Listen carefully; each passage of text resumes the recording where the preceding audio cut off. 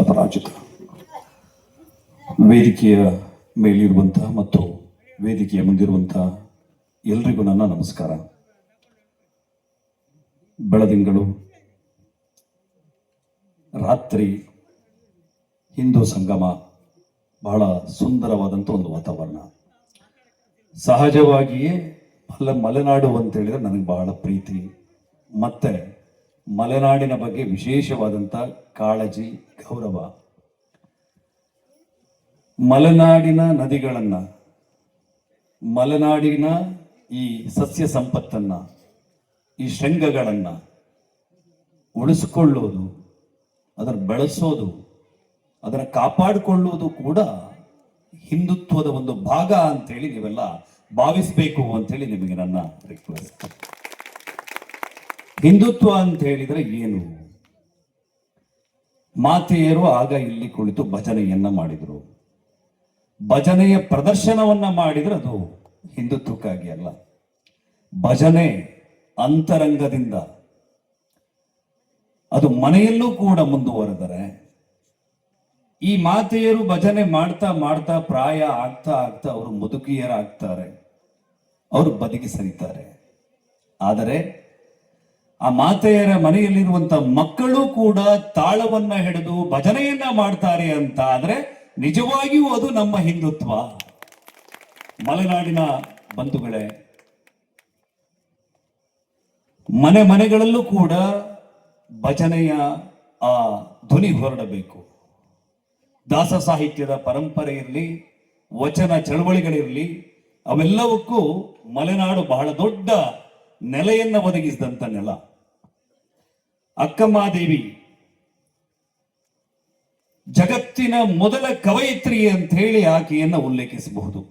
ಆ ತಾಯಿಗೆ ಜನ್ಮವನ್ನ ನೀಡಿದಂತಹ ಪುಣ್ಯ ಭೂಮಿ ಇದು ಮಲೆನಾಡು.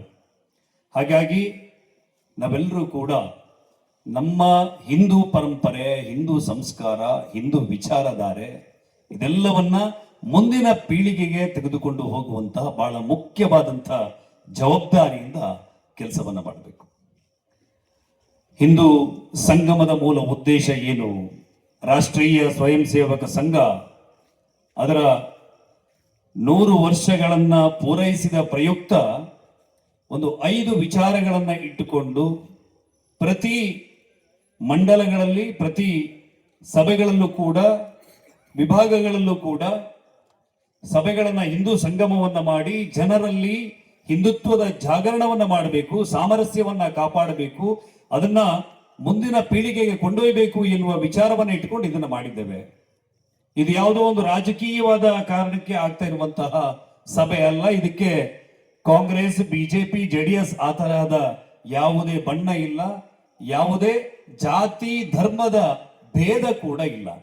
ನೀವು ಅಂದ್ಕೊಂಡಿರ್ಬಹುದು ಜಾತಿ ಪರವಾಗಿಲ್ಲ, ಜಾತಿದ ಭೇದ ಇಲ್ಲ, ಆದ್ರೆ ಧರ್ಮದ ಭೇದ ಇಲ್ಲ ಅಂತ ಇವನು ಹೆಂಗೆ ಹೇಳ್ತಾನೆ? ಇದು ಹಿಂದೂ ಸಮ್ಮೇಳನ ಅಥವಾ ಹಿಂದೂ ಸಂಗಮ ಅಂತ ಹೇಳಿದ್ರೆ, ಆಗಲೇ ನಮ್ಮ ಭಾರತೀಪುರವರು, ದಿನೇಶ್ ಭಾರತೀಪುರವರು ಹೇಳಿದರು, ವೀರ ಸಾವರ್ಕರ್ ಅವರು ಅದನ್ನೇ ಉಲ್ಲೇಖ ಮಾಡಿದ್ರು.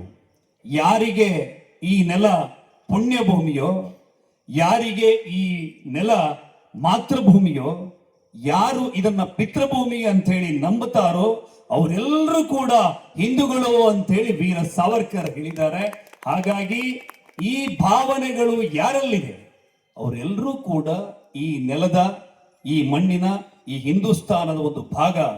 ಅವರು ಕೂಡ ನಮ್ಮವರೇ ಎನ್ನುವಂತ ಭಾವನೆ ನಮಗಿದೆ. ಮಲೆನಾಡಿನ ಯಾವುದೋ ಒಂದು ಹಳ್ಳಿಗೆ ಹೋಗಿ ಯಾರೋ ಕೈಗೆ ಒಂದು ಕಲ್ಲನ್ನ ಕೊಟ್ಟು, ಅಲ್ಲೊಂದು ಚರ್ಚ್ ಇದೆ, ಅಲ್ಲೊಂದು ಮಸೀದಿ ಇದೆ, ಅಲ್ಲಿಗೆ ಕಲ್ಲನ್ನ ಎಸಿ ಅಂತ ಹೇಳಿದ್ರೆ ಯಾವ ಹಿಂದುವೂ ಕೂಡ ಆ ಕೆಲಸವನ್ನ ಮಾಡೋದಿಲ್ಲ. ಅವ್ನು ಹೇಳ್ತಾನೆ ಅದು ಅವರ ಧಾರ್ಮಿಕ ಶ್ರದ್ಧಾ ಕೇಂದ್ರ, ಅವ್ರ ದೇವಸ್ಥಾನ ರೀ ಅದು, ನಾನೇ ಕಲ್ಲು ಹೊಡಿಲಿ. ಆದರೆ ಮುಘಲ್ ಸುಲ್ತಾನರು ನಮ್ಮ ಮೇಲೆ ದಾಳಿ ಮಾಡ್ತಾ ಬಂದಾಗ ಏನು ಮಾಡಿದ್ರು ಎನ್ನುವುದು ನಿಮ್ಗೆಲ್ಲ ಗೊತ್ತಿದೆ. ಈ ಇತಿಹಾಸದ ಕಹಿ ಸತ್ಯಗಳನ್ನ ಹೇಳಿದರೆ ಅದು ದ್ವೇಷ ಭಾಷಣ ಅಂತೇಳಿ ಉಲ್ಲೇಖಿತಗೊಳ್ಳುತ್ತದೆ. ಇತಿಹಾಸವನ್ನ ಮರೆತವ ಇತಿಹಾಸವನ್ನ ಸೃಷ್ಟಿ ಮಾಡಲಿಕ್ಕೆ ಸಾಧ್ಯವೇ ಇಲ್ಲ ಅನ್ನೋದನ್ನು ನಮ್ಮ ಹಿರಿಯರು ಹೇಳಿದ್ದಾರೆ. ಬಂಧುಗಳೇ, ನಾವು ಯಾರೂ ಕೂಡ ಇತಿಹಾಸವನ್ನ ಮರೆಯಬಾರದು. ಇದೇ ನೆಲದಲ್ಲಿ ಕೆಳದಿಯ ಚೆನ್ನಮ್ಮನ ಕಥೆಗಳನ್ನ ನೀವೆಲ್ಲ ಕೇಳ್ತಾ ಬಂದವರು. ಇಡೀ ಭಾರತದ ಇತಿಹಾಸದ ಪುಸ್ತಕದಲ್ಲಿ ಕೆಳದಿ ಚೆನ್ನಮ್ಮನ ಕತೆ ಬಹಳ ವೀರ ಕಥೆಯಾಗಿ, ಆ ವೀರ ವನಿತೆಯ ಆ ಮಾತೆಯ ಕತೆ ಬಹಳ ವಿಶೇಷವಾದ ಒಂದು ಪಠ್ಯವಾಗಿ ಆಗಬೇಕಿತ್ತು, ಆದ್ರೆ ಆಗಲಿಲ್ಲ. ದೆಹಲಿಯಲ್ಲಿ ಕುಳಿತಿದ್ದಂತ ಔರಂಗಜೇಬ್ ಇಡೀ ಜಗತ್ತನ್ನ ಅಥವಾ ಇಡೀ ಭಾರತವನ್ನ ಇಸ್ಲಾಮೀಕರಣ ಮಾಡಬೇಕು ಅಂತೇಳಿ ಹೊರಟವನನ್ನ ಕೂಡ ಮಣಿಸಿದಂತ ತಾಯಿ ಕೆಳದಿ ಚೆನ್ನಮ್ಮ. ನಿಮಗೆ ಗೊತ್ತಿದೆ ಅಂತ ಅನ್ಕೊಳ್ತೀನಿ ನಾನು. ಶಿವಾಜಿ ಮಹಾರಾಜರ ಮಗ ರಾಜಾರಾಮ್ ಆಶ್ರಯಕ್ಕಾಗಿ ಒಂದು ಪ್ರದೇಶವನ್ನ ಹುಡುಕ್ತಾ ಬಂದಾಗ ಮರಾಠ ಸಿಂಹ ಆ ರಾಜಾರಾಮರಿಗೆ ನೆಲೆಯನ್ನ ಕೊಟ್ಟದ್ದು ಕೆಳದಿಯ ಚೆನ್ನಮ್ಮ. ಆ ಸಂದರ್ಭದಲ್ಲಿ ಭಾರತದಲ್ಲಿ ಅಥವಾ ದಕ್ಷಿಣ ಪಥದಲ್ಲಿ ಹಲವಾರು ಹಿಂದೂ ರಾಜರುಗಳಿದ್ರು. ರಾಜಾರಾಮ ಹಲವು ರಾಜರಲ್ಲಿ ಕೂಡ ಆಶ್ರಯವನ್ನ ಕೇಳಿದ್ರು, ಆದ್ರೂ ಕೂಡ ಯಾರು ಆಶ್ರಯವನ್ನ ಕೊಡಲಿಲ್ಲ. ಯಾಕೆ ಗೊತ್ತಾ?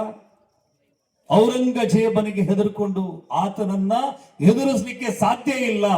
ರಾಜಾರಾಮನಿಗೆ ಅವಕಾಶವನ್ನ ಅಥವಾ ಆಶ್ರಯವನ್ನ ಕೊಟ್ರೆ ನಮ್ಮ ಮೇಲೆ ಮುಘಲ್ ಸೇನೆ ಮುಗಿ ಬೀಳ್ತದೆ, ಹಾಗಾಗಿ ನಮಗೆ ಈ ಸಹವಾಸ ಬೇಡ ಅಂತ ಹೇಳಿ ಬಹುತೇಕ ಹಿಂದೂ ರಾಜರು ಹಿಂದೆ ಸರಿದ ಹೊತ್ತಿನಲ್ಲಿ ಈ ನೆಲದ ವೀರ ರಾಣಿ ಕೆಳದಿಯ ಚೆನ್ನಮ್ಮ ರಾಜಾರಾಮರಿಗೆ ಆಶ್ರಯವನ್ನ ಕೊಡ್ತಾಳೆ.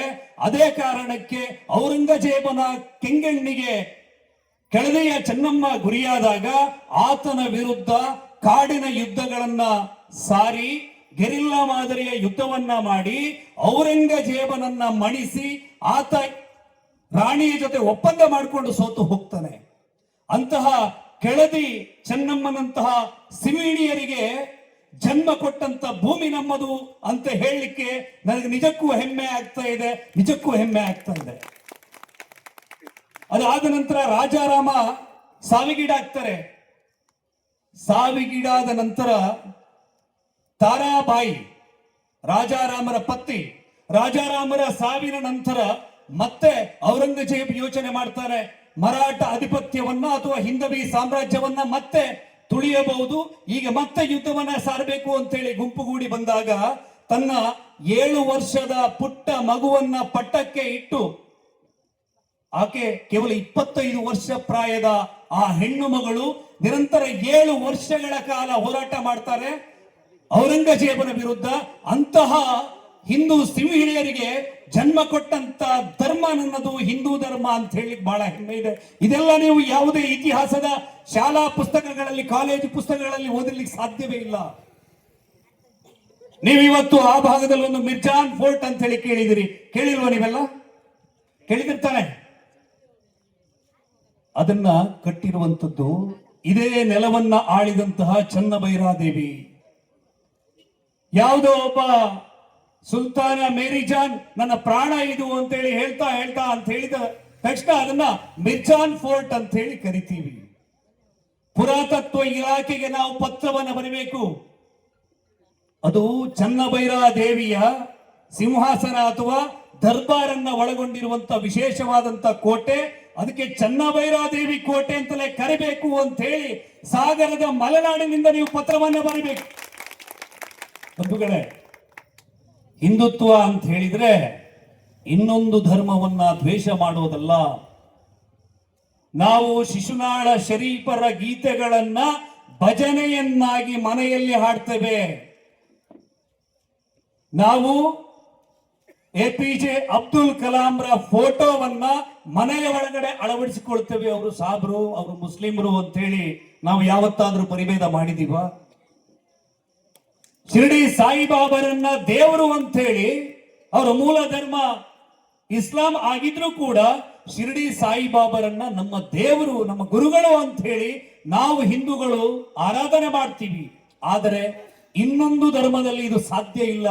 ಈಗಾಗಲೇ ದಿನೇಶ್ ಜಿ ಹೇಳಿದ್ರು, ಇಡೀ ಜಗತ್ತಿಗೆ ಸಾಮರಸ್ಯ ಅಂದ್ರೆ ಏನು, ಸಹಬಾಳ್ವೆ ಅಂತ ಹೇಳಿದ್ರೆ ಏನು ಎನ್ನುವುದನ್ನ ತೋರಿಸಿಕೊಟ್ಟಂತ ಧರ್ಮ ಇದ್ರೆ ಅದು ನನ್ನ ಹಿಂದೂ ಧರ್ಮ, ಅದು ನನ್ನ ಹಿಂದೂ ಧರ್ಮ. ಆ ಬಗ್ಗೆ ನಮಗೆ ಹೆಮ್ಮೆ ಇರಬೇಕು ಬಂಧುಗಳೇ. ದೇವಸ್ಥಾನಗಳ ವಿಚಾರವಾಗಿ ಮಾತಾಡ್ತಾರೆ. ಜಾತಿ ಧರ್ಮ ಅಥವಾ ನಮ್ಮಲ್ಲಿ ಹೆಣ್ಣು ಮಕ್ಕಳ ಮೇಲೆ ಬಂದಂತ ಕೆಲವೊಂದು ಪ್ರತಿಬಂಧಗಳು ಯಾವ ಕಾಲಕ್ಕೆ ಪ್ರಾರಂಭಗೊಂಡು ಅಂತ ಹೇಳಿದ್ರೆ, ಈ ನೆಲದ ಮೇಲೆ ಆಕ್ರಮಣಗಳು ನಡೆದ ಕಾಲದ ನಂತರ ನಮ್ಮ ದೇವಸ್ಥಾನಗಳಲ್ಲಿ ಒಂದು ಆಗಮಶಾಸ್ತ್ರ ಅಂತ ಹೇಳಿದೆ. ಒಂದು ತಂತ್ರ ಸಮುಚ್ಚಯದ ಅಡಿಯಲ್ಲಿ ಒಂದು ದೇವಸ್ಥಾನ ಆಗ್ತದೆ. ಒಬ್ಬ ಗೊಲ್ಲ ತನ್ನ ಮನೆಯಲ್ಲಿ ಕರೆದ ಹಾಲನ್ನ ತೆಗೆದುಕೊಂಡು ಹೋಗಿ ದೇವಸ್ಥಾನಕ್ಕೆ ನೀಡಬೇಕು. ಆ ಗೊಲ್ಲ ಕರೆದುಕೊಟ್ಟ ಹಾಲು ಮಾತ್ರ ದೇವರಿಗೆ ಅಭಿಷೇಕಕ್ಕೆ ಯೋಗ್ಯ, ಅದರಿಂದಲೇ ಅಭಿಷೇಕ ಮಾಡಬೇಕು ಎನ್ನುವುದನ್ನ ನಮ್ಮಲ್ಲಿ ಆ ಪರಂಪರೆಯಲ್ಲಿ ಜೋಡಿಸಿಕೊಂಡು ಬರಲಾಗಿದೆ. ಆ ಕಾರಣಕ್ಕೆ ಆತ ಗೊಲ್ಲ ಒಬ್ಬ ಮಡಿ ಮಾಡಿಕೊಟ್ಟ ವಸ್ತ್ರವನ್ನ ಮಾತ್ರ ಅರ್ಚಕರು ಉಟ್ಟು ದೇವಸ್ಥಾನದ ಗರ್ಭಗುಡಿಯನ್ನ ಪ್ರವೇಶ ಮಾಡಬೇಕು ಎನ್ನುವಂತ ಶಾಸ್ತ್ರ ನಮ್ಮಲ್ಲಿದೆ. ಅದಕ್ಕೋಸ್ಕರ ಅವನ್ನ ಮಡಿವಾಳ ಅಂತ ಹೇಳಿ. ಒಬ್ಬ ಗಾಣಿಗೆ ತೆಗೆದುಕೊಟ್ಟಂತ ಎಣ್ಣೆ, ಆ ಎಣ್ಣೆಯಿಂದಲೇ ದೇವರ ದೀಪವನ್ನ ಹಚ್ಚಬೇಕು. ಬೋವಿಗಳು ಪಲ್ಲಕ್ಕಿಯನ್ನ ಹೊರಬೇಕು. ಅಂದ್ರೆ ಒಂದು ದೇವಸ್ಥಾನ ಅಂತ ಹೇಳಿದ್ರೆ ಎಲ್ಲಾ ಜಾತಿ, ಎಲ್ಲಾ ವ್ಯವಸ್ಥೆ, ಎಲ್ಲ ಕುಟುಂಬದ ವರ್ಗವನ್ನ ಸಮಾನವಾಗಿ ಅವರವರಿಗೆ ಆಯಾಯ ಜವಾಬ್ದಾರಿಯನ್ನ ಕೊಟ್ಟು ಒಂದು ಸಾಮರಸ್ಯದ ನೆಲೆಯಾಗಿ ಅದನ್ನ ಬೆಳೆಸ್ಕೊಂಡು ಬಂದವರು ನಾವು. ನಮ್ಮ ನೆಲದಲ್ಲಿ ಅಕ್ಕಮ್ಮ ದೇವಿಯ ಬಗ್ಗೆ ಹೇಳಿದೆ ನಾನು. ಆ ಕಾಲದಲ್ಲಿ ಈ ನೆಲದಲ್ಲಿ ಹೆಣ್ಣಿಗೆ ಅಷ್ಟು ಸುರಕ್ಷತೆ ಇತ್ತು. ಹುಟ್ಟುಡುಗೆಯಲ್ಲೇ ತನ್ನ ಅಧಿಕಾರ ಅಥವಾ ಈ ಸಾಮಾಜಿಕ ವ್ಯವಸ್ಥೆಯ ಎಲ್ಲ ಆಸೆ ಆಕಾಂಕ್ಷೆಯನ್ನ ತೊರೆದು ಆಧ್ಯಾತ್ಮದ ಅನುಭೂತಿಯ ಕಡೆಗೆ ಹೋಗೊಟ್ಟು ಹೋಗಿ ಕ್ರಾಂತಿಯನ್ನ ಸಾರಿದಂತಹ, ಆಧ್ಯಾತ್ಮದ ಮೂಲಕ ಅಂತರಂಗದ ಕ್ರಾಂತಿಯ ದೀಪವನ್ನ ಬೆಳಗಿದಂತಹ ಅಕ್ಕಮಹಾದೇವಿ ಈ ನೆಲದಲ್ಲಿ ಇದ್ರು. ಆಕೆಯ ಮೇಲೆ ಅನ್ಯ ರೀತಿಯ ದೌರ್ಜನ್ಯಗಳಾಗಲೇ ಇಲ್ಲ. ಆದರೆ ಯಾವ ಕಾಲಕ್ಕೆ ಇಲ್ಲಿ ಸುಲ್ತಾನರು ಮೊಘಲರು ಬಂದು ದಾಳಿಯನ್ನ ಮಾಡಿದ್ರು, ನಮ್ಮ ಹೆಣ್ಣು ಮಕ್ಕಳ ಮೇಲೆ ಅತ್ಯಾಚಾರ ದೌರ್ಜನ್ಯಗಳನ್ನ ಮಾಡಿದ್ರು, ಅದರ ನಂತರ ಕೆಲವು ಕಟ್ಟುಪಾಡುಗಳನ್ನ ಅಥವಾ ಬಾಲ್ಯ ವಿವಾಹದಂತಹ ಕ್ರಮಗಳನ್ನ ಅದರ ನಂತರ ಇಲ್ಲಿ ಅನುಸರಿಸಲಿಕ್ಕೆ ಶುರು ಮಾಡಿರುವಂತದ್ದು. ವೇದಗಳ ಕಾಲದಲ್ಲಿ ಇಲ್ಲಿ ಹೆಣ್ಣಿಗೆ ಕೊಟ್ಟಂತ ಸ್ಥಾನವನ್ನ ಜಗತ್ತಿನ ಯಾವ ದೇಶದಲ್ಲಿಯೂ ಕೂಡ ಕೊಟ್ಟಿರಲಿಲ್ಲ. ನಮ್ಮ ಮಾತಾ ಭಗಿನಿಯರನ್ನ ಆಗ್ಲೇ ಹೇಳಿದ್ರು, ಪ್ರಕೃತಿಯ ಆರಾಧನೆ, ನೆಲಕ್ಕೆ ಜಲಕ್ಕೆ ನಾವು ಹೆಣ್ಣಿನ ಸ್ಥಾನವನ್ನ ಕೊಟ್ಟವರು. ಜಾಗತಿಕವಾಗಿ ಎಲ್ಲಿಯೂ ಕೂಡ ನೆಲಕ್ಕೆ ಮತ್ತೆ ಜಲಕ್ಕೆ ಹೆಣ್ಣಿನ ಸ್ಥಾನವನ್ನೇ ಕೊಟ್ಟಿಲ್ಲ ಬಂಧುಗಳೇ. ಅಂತಹ ಪರಂಪರೆ ಇರುವಂತ ಈ ಹಿಂದೂ ಧರ್ಮ ಕಾಲಾಂತರದಲ್ಲಿ ಬೇರೆ ಬೇರೆ ಕಾರಣಕ್ಕೆ, ಜಾತಿ ಸಂಘರ್ಷಗಳ ಕಾರಣಕ್ಕೆ ಒಡೆದು ಹೋಗ್ತಾ ಇರುವುದನ್ನ ಮತ್ತೆ ಒಂದುಗೂಡಿಸಬೇಕು, ಒಂದೇ ಚಪ್ಪರದ ಅಡಿಗೆ ತರಬೇಕು ಎನ್ನುವ ಉದ್ದೇಶ, ಕನಸುಗಳನ್ನ ಇಟ್ಟುಕೊಂಡು ರಾಷ್ಟ್ರೀಯ ಸ್ವಯಂ ಸೇವಕ ಸಂಘ ನಿರಂತರವಾಗಿ 100 ವರ್ಷಗಳಿಂದಲೂ ಕೂಡ ಕೆಲಸವನ್ನ ಮಾಡಿಕೊಂಡು ಬರ್ತಲೇ ಇದೆ. ಬಂಧುಗಳೇ, ಒಬ್ಬ ಹಿಂದೂವನ್ನ ಬಹಳ ಸುಲಭವಾಗಿ ಕ್ರೈಸ್ತನನ್ನಾಗಿ ಮತಾಂತರ ಮಾಡಬಹುದು. ಒಬ್ಬ ಹಿಂದೂವನ್ನ ಬಹಳ ಸುಲಭವಾಗಿ ಮುಸ್ಲಿಂ ಆಗಿ ಮತಾಂತರ ಮಾಡಬಹುದು. ಆದರೆ ಒಬ್ಬ ಹಿಂದೂವನ್ನ ಬಹಳ ಸುಲಭವಾಗಿ ಹಿಂದೂವಾಗಿ ಮತಾಂತರ ಮಾಡಲಿಕ್ಕೆ ನಮಗೆ ಕಷ್ಟ ಆಗಿದೆ. ಇವತ್ತು ಹಿಂದೂವಾಗಿ ಮತಾಂತರ ಮಾಡಲಿಕ್ಕೆ ಕಷ್ಟ ಆಗಿದೆ. ನಮ್ಮ ಧರ್ಮ ಇನ್ಯಾವುದೋ ಧರ್ಮದ ವಿರುದ್ಧ ಆ ಧರ್ಮದವರನ್ನ ಹಿಂದೂ ಧರ್ಮಕ್ಕೆ ಕನ್ವರ್ಟ್ ಮಾಡಿ ಅಂತೇಳಿ ಹೇಳಲೇ ಇಲ್ಲ, ಯಾವತ್ತೂ ಹೇಳುವುದು ಕೂಡ ಇಲ್ಲ. ಇವತ್ತಿನ ಕಾಲ ಎಂತಹದ್ದು ಅಂತ ಹೇಳಿದ್ರೆ, ಸನಾತನ ಪರಂಪರೆಯ ಚೌಕಟ್ಟಿನಲ್ಲಿ ನಡೆದು ಬಂದ ನಮ್ಮ ಧರ್ಮ, ನಮ್ಮ ಪರಂಪರೆ ಹೇಳಿಕೊಟ್ಟಿರುವಂತ ಮಾರ್ಗದಲ್ಲಿ ನಡಿಬೇಕು ಅಂತೇಳಿ ನಮ್ಮ ಕಿರಿಯರಿಗೆ ನಾವು ಬುದ್ಧಿಯನ್ನ ಹೇಳಬೇಕು. ನಾವು ಗಿಳಿಯಾರ್ನ ಜನಸೇವಾ ಟ್ರಸ್ಟ್ ಮೂಲಕ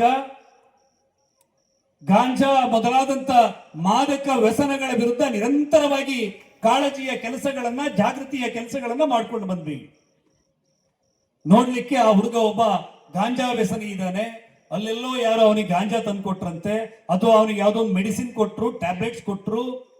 ಬಂಧುಗಳೇ, ಈ ದೇಶದ ಸಂಸ್ಕೃತಿಯನ್ನ ನಾಶ ಮಾಡಿದ್ರೆ, ಈ ದೇಶದ ಯುವ ಶಕ್ತಿಯನ್ನ, ಅವರ ಶಕ್ತಿಯನ್ನ ಪತನಗೊಳಿಸಿದ್ರೆ ಈ ದೇಶದ ಜೀವಾಳವಾಗಿರುವಂತಹ, ಈ ದೇಶದ ಆತ್ಮವಾಗಿರುವಂತಹ ಆ ಹಿಂದುತ್ವವನ್ನ ಕದಲಿಸಬಹುದು ಎನ್ನುವ ದುರುದ್ದೇಶವನ್ನ ಇರಿಸಿಕೊಂಡೆ ಬೇರೆ ಬೇರೆ ದೇಶದಿಂದ ಇಲ್ಲಿಗೆ ಗಾಂಜಾ, ಡ್ರಗ್ಸ್ ಮೊದಲಾದವುಗಳು ಸಪ್ಲೈ ಆಗ್ತಾ ಇದೆ.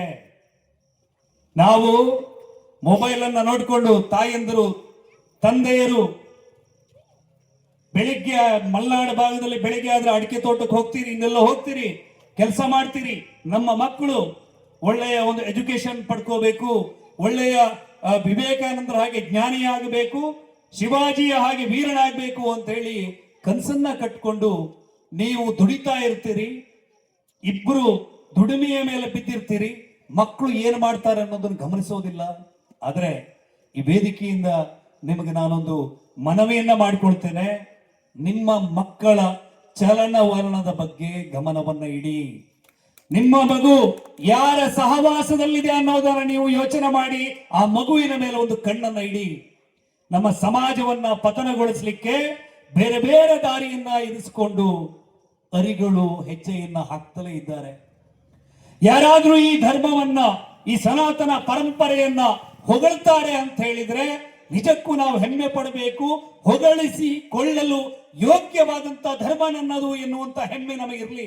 ಆದರೆ ಯಾರಾದರೂ ನಮ್ಮ ಧರ್ಮದ ಧಾರ್ಮಿಕ ಶ್ರದ್ಧಾ ಕೇಂದ್ರವನ್ನ ಟಾರ್ಗೆಟ್ ಮಾಡ್ತಾ ಇದ್ದಾರೆ, ಸುಳ್ಳು ಕಥೆಯನ್ನ ಹೆಣಿತಾ ಇದ್ದಾರೆ, ನಮ್ಮ ಧರ್ಮವನ್ನ ತೆಗಳ್ತಾ ಇದ್ದಾರೆ ಅಂತ ಹೇಳಿದ್ರೆ ಎಚ್ಚರಗೊಳ್ಳಿ, ಎಚ್ಚರಗೊಳ್ಳಿ.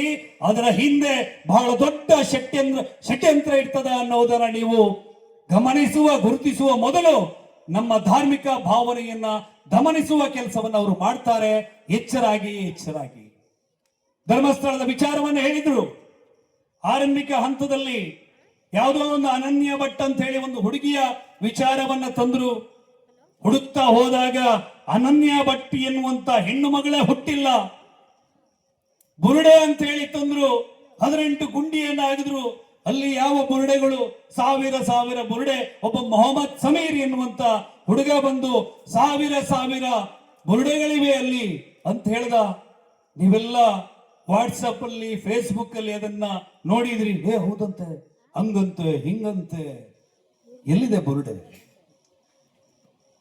ನಮ್ಮ ಧಾರ್ಮಿಕ ಶ್ರದ್ಧಾ ಕೇಂದ್ರವನ್ನ ಒಡಿಲಿಕ್ಕೆ ನೂರಾರು ರೀತಿಯ ಸಂಚುಗಳಾಗ್ತಾ ಇವೆ. ಇಶಾ ಫೌಂಡೇಶನ್ ಮೇಲೆ ದಾಳಿಯನ್ನ ಮಾಡಿದ್ರು, ಶಬರಿಮಲೆ ಮೇಲೆ ದಾಳಿಯನ್ನ ಮಾಡಿದ್ರು, ಶನಿಸಿಂಗ್ಲಾಪುರದ ಮೇಲೆ ದಾಳಿಯನ್ನ ಮಾಡಿದ್ರು, ತಿರುಪತಿಯ ಮೇಲೆ ದಾಳಿಯನ್ನ ಮಾಡಿದ್ರು, ಧರ್ಮಸ್ಥಳದ ಮೇಲೆ ದಾಳಿಯನ್ನ ಮಾಡಿದ್ರು. ನಾಳೆ ಇಲ್ಲೇ ಸಿಗಂದೂರಿಗೆ ಬಂದು ದಾಳಿಯನ್ನ ಮಾಡ್ತಾರೆ. ನೀವು ಎಚ್ಚರ ಆಗದೇ ಇದ್ರೆ ನಿಮ್ಮ ಮನೆಯ ಮೇಲೆ ದಾಳಿ ಆಗ್ತದೆ. ಎಚ್ಚರ, ಎಚ್ಚರ. ಆ ಕಾರಣಕ್ಕೋಸ್ಕರ ಇವತ್ತು ಹಿಂದೂ ಸಂಗಮ ನಡೀತಾ ಇರುವಂತದ್ದೇ ಹೊರತು ಇನ್ಯಾರೋ ಒಬ್ಬ ನಮ್ಮ ಮೇಲೆ ದಾಳಿ ಮಾಡ್ತಾನೆ, ಜಾಗರಣರಾಗೋಣ, ಜಾಗೃತಿಯನ್ನ ಹೊಂದೋಣ ಅಂತ ಹೇಳೋದು ಯಾವುದೇ ಧರ್ಮದ ವಿರುದ್ಧದ ಘೋಷಣೆ ಅಲ್ಲ, ಯಾವುದೇ ದ್ವೇಷ ಭಾಷಣ ಅಲ್ಲ. ಇವತ್ತು ಇರಾನ್ನಲ್ಲಿ ಏನಾಗ್ತಾ ಇದೆ? ಜರಾಸ್ಟ್ರೀಯನ್ನರನ್ನ ಮತಾಂತರ ಮಾಡಿ ಇನ್ನೊಂದು ಧರ್ಮ ಅಲ್ಲಿಗೆ ದಾಳಿಯನ್ನ ಮಾಡಿ ತನ್ನ ಧರ್ಮಧ್ವಜವನ್ನ ಅಲ್ಲಿ ನೆಟ್ಟು ಇವತ್ತು ಅಲ್ಲಿನ ಹೆಣ್ಣು ಮಕ್ಕಳು ಯಾವ ಬುರ್ಕಾದ ಒಳಗಡೆ ಅವರನ್ನ ಹತ್ತಿಕ್ಕಲಾಗಿತ್ತು ಅದನ್ನ ಕಿತ್ತು ರಸ್ತೆಗೆ ಎಸಿತಾ ಇದ್ದಾರೆ. ಅಲ್ಲಿನ ಮಸೀದಿಗಳಿಗೆ ಕಲ್ಲನ್ನ ಎಸಿತಾ ಇದ್ದಾರೆ, ಮೌಲ್ಯಗಳಿಗೆ ಹೊಡಿತಾ ಇದ್ದಾರೆ. ಇದು ನಾವು ಪತ್ರಿಕೆಗಳಲ್ಲಿ, ಟಿವಿಗಳಲ್ಲಿ ನೋಡಿದಂತ ಸತ್ಯ. ಇದು ಯಾವುದೇ ಧರ್ಮದ ವಿರುದ್ಧವಾದ ಮಾತಲ್ಲ.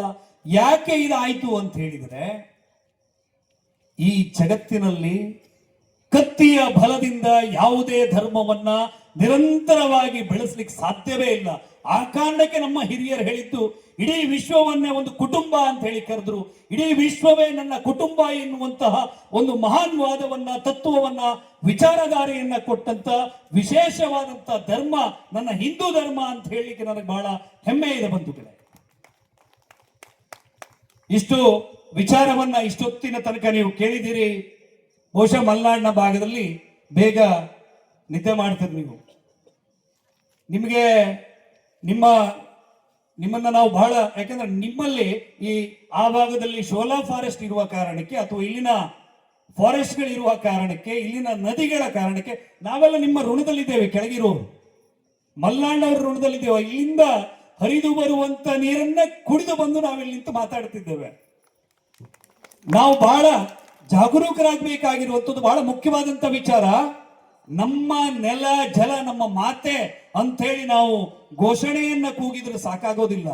ನಮ್ಮ ನೆಲ ಜಲ ಸಂಸ್ಕೃತಿ ಸಂಸ್ಕಾರ ಇದಕ್ಕೆ ಯಾರೇ ಕೇಡನ್ನ ಬಗಿಲಿಕ್ಕೆ ಬಂದ್ರೂ ಕೂಡ ಅವರನ್ನ ಪ್ರಶ್ನೆ ಮಾಡಬೇಕು, ಅದನ್ನ ತಡಿಬೇಕು, ಅದರ ರಕ್ಷಣೆಗೆ ನಾವು ಇಳಿಬೇಕು ಅಂತ ಹೇಳ್ತಾ ಮಲೆನಾಡಿಗೆ ನಮಸ್ಕಾರವನ್ನ ಮಾಡ್ತಾ ನಾವು ಇನ್ನೊಮ್ಮೆ ಜೋರಾಗಿ ಘೋಷಣೆಯನ್ನ ಕೂಗಬೇಕು. ಯಾರಾದ್ರೂ ಹಿರಿಯರಿಗೆ ಬಹುಶಃ ಚಳಿ ಹಾಕ್ತಿರ್ಬೋದಲ್ಲಿ ಎರಡೂ ಕೈಯನ್ನ ಎತ್ತಿ ನೀವು ಘೋಷಣೆಯನ್ನ ಕೂಗಬೇಕು. ನಾನು ಛತ್ರಪತಿ ಶಿವಾಜಿ ಮಹಾರಾಜರ ಹೆಸರನ್ನ ಹೇಳ್ತೇನೆ. ಆ ಸಂದರ್ಭದಲ್ಲಿ ಜೋರಾಗಿ ನೀವು ಕೂಗಬೇಕು. ಯಾಕಂತ ಹೇಳಿದ್ರೆ ಒಂದ್ಸಲ ಶಿವಾಜಿ ಮಹಾರಾಜ ತನ್ನ ತಾಯಿ ಹತ್ರ ಕೇಳ್ತಾರಂತೆ, ಅಮ್ಮ ನೀನ್ ಯಾಕೆ ಕುಪ್ಪಸವನ್ನ ತೊಡೋದಿಲ್ಲ ಅಂತೇಳಿ. ಜಿಜಾಬಾಯಿ ತನ್ನ ಮಗನಿಗೆ ಮೊಘಲ್ ಕೋಟೆಯ ಮೇಲೆ ಪಟಪಡಿಸ್ತಾ ಇರುವಂತ ಆ ಧ್ವಜವನ್ನ ತೋರಿಸಿ ಹೇಳ್ತಾಳಂತೆ, ಮಗನೇ ಆ ಕೋಟೆಯ ಮೇಲೆ ಭಗವಾ ಚಂಡ ಹಾರಾಡಬೇಕು, ಆ ಧ್ವಜ ಕಳಚಿ ಬೀಳಬೇಕು, ಆ ದಿವಸ ನಾನು ಕುಪ್ಪಸವನ್ನ ತೊಡ್ತೇನೆ ಅಂತ ಹೇಳಿ. ಹಾಗೆ ಹಿಂದೂ ಧರ್ಮದ ಬಗ್ಗೆ ಆ ವಿಚಾರಧಾರೆಯನ್ನ ಮಗನಿಗೆ ತುತ್ತನ ಉಣಿಸುವಾಗಲೇ ಕಲಿಸಿದ ಜೀಜಾಬಾಯಿಯ ಕಾರಣಕ್ಕೆ ಹಿಂದವಿ ಸಾಮ್ರಾಜ್ಯದ ಸೃಷ್ಟಿಯಾಯಿತು, ಉಗಮ ಆಯಿತು, ಅದು ಪ್ರವರ್ಧಮಾನಕ್ಕೆ ಬಂತು. ಒಂದ್ಸಾರಿ ಮೊಘಲ್ ಸೇನಾಧಿಪತಿ ಶಿವಾಜಿಗೆ ಒಂದು ಪತ್ರವನ್ನು ಬರೀತಾನೆ. ಈ ಯುದ್ಧ ಸಂಘರ್ಷ ಸೈನಿಕರ ಸಾವು ಇದೆಲ್ಲ ಸಾಕು, ಯಾಕಂದ್ರೆ ಶಿವಾಜಿಯ ಗೆರಿಲ್ಲಾ ಯುದ್ಧವನ್ನ ಅದು ಮಣಿಸ್ಲಿಕ್ಕೆ ಸಾಧ್ಯವೇ ಇಲ್ಲದ ಶರವೇಗದಲ್ಲಿ ಬೆಂಕಿಯಂತೆ ಮೆರಿತಾ ಇದ್ದಂತ ಕಾಲ ಅದು. ನಿಮಗೆ ಎಷ್ಟು ಭೂಮಿ ಬೇಕು ಅಷ್ಟು ಭೂಮಿಯನ್ನ ನಾವು ಜಹಾಗೀರ್ ಕೊಡ್ತೀವಿ, ನಾವೊಂದು ಒಪ್ಪಂದ ಮಾಡ್ಕೊಳ್ಳೋಣ ಅಂತ ಹೇಳಿ ಮೊಘಲ್ ಸೇನಾಧಿಪತಿ ಶಿವಾಜಿಗೆ ಒಂದು ಪತ್ರವನ್ನ ಬರೀತಾರಂತೆ. ಶಿವಾಜಿ ಆತನಿಗೆ ರಾಜ ಪೀಠ ಪೇಟ ಇವೆಲ್ಲ ದೊಡ್ಡದಾಗಿದ್ರೆ ಅದನ್ನು ಒಪ್ಕೊಳ್ತಿದ್ರು ಏನು. ಆದ್ರೆ ಒಂದು ಸಾರಿ ಕಣ್ಣು ಮುಚ್ಚಿ ಯೋಚನೆ ಮಾಡ್ತಾರೆ. ಶಿವಾಜಿಯ ತಾಯಿ ಜೀಜಾಬಾಯಿ ಶಿವಾಜಿ ಹೇಳಿದ್ರು, ಮಗನೇ ನಿನಗೆ ಯಾವ ಸಂದರ್ಭದಲ್ಲೂ ಕೂಡ ರಾಜ ಈ ಪಟ್ಟ ಈ ಅಧಿಕಾರ ಇದು ಮುಖ್ಯ ಆಗಬಾರದು, ನಿನಗೆ ಈ ಹಿಂದೂ ಧರ್ಮವೇ ಮುಖ್ಯ ಆಗಬೇಕು ಅಂತ ಹೇಳಿ. ಹಾಗಾಗಿ ಶಿವಾಜಿ ಮರುತ್ತರವನ್ನ ಬರೀತಾರಂತೆ, ಕ್ಷಮಿಸಿ ನನ್ನ ಖಡ್ಗ ಮಾರಾಟಕ್ಕಿಲ್ಲ, ನನಗೆ ನನ್ನ ರಾಜ್ಯಕ್ಕಿಂತ ಜಾಗಕ್ಕಿಂತ ನೆಲಕ್ಕಿಂತ ನನ್ನ ಧರ್ಮ ಹಿಂದೂ ಧರ್ಮವೇ ಮುಖ್ಯ ಅಂತ ಹೇಳಿ ಅಂತಹ ಛತ್ರಪತಿ ಶಿವಾಜಿ ಮಹಾರಾಜಿಗೆ ನಾವೀಗ ಘೋಷಣೆಯನ್ನ ಹಾಕೋಣ. ಛತ್ರಪತಿ ಶಿವಾಜಿ ಮಹಾರಾಜ್ ಕೆ ಜೋರಾಗಿ ಎರಡೂ ಕೈಯನ್ನ ಮೇಲೆತ್ತಿಕು. ಛತ್ರಪತಿ ಶಿವಾಜಿ ಮಹಾರಾಜ್ ಕೆ ಬೋಲೋ ಭಾರತ್ ಮಾತಾ ಕಿ ಒಂದೇ ಒಂದೇ. ಎಲ್ರಿಗೂ ಒಳ್ಳೆದಾಗ್ಲಿ. ನಾವೆಲ್ಲರೂ ಸೇರಿ ಜನಪರವಾಗಿ ಪ್ರಕೃತಿಯ ಪರವಾಗಿ ನಮ್ಮ ಸಮಾಜದ ಪರವಾಗಿ ನಿರಂತರವಾಗಿ ಕೆಲಸ ಮಾಡೋಣ ಅಂತ ಹೇಳ್ತಾ ನೆರೆದಿರುವಂತ ಎಲ್ರಿಗೂ ಕೂಡ ಮತ್ತೊಮ್ಮೆ ಗೌರವದ ಪ್ರೀತಿಯ ಭಕ್ತಿಯ ನಮಸ್ಕಾರಗಳು.